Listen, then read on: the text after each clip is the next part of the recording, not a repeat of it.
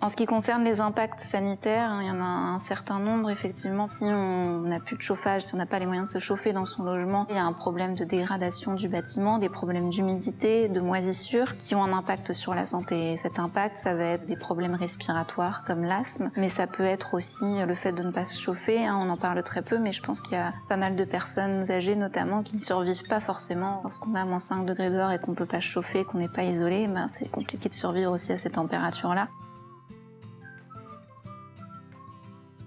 Les conséquences sociales, je pense que c'est vraiment un isolement grandissant, puisque ces personnes qui sont dans de tels logements, elles n'ont pas forcément envie d'inviter du monde chez elles, puisque voilà, ce sont des logements qu'on n'a pas envie de montrer aux autres, puisque soi-même on n'y est pas forcément bien, donc on n'a pas envie d'accueillir d'autres personnes. Donc je pense que ça peut vraiment accroître le phénomène d'isolement.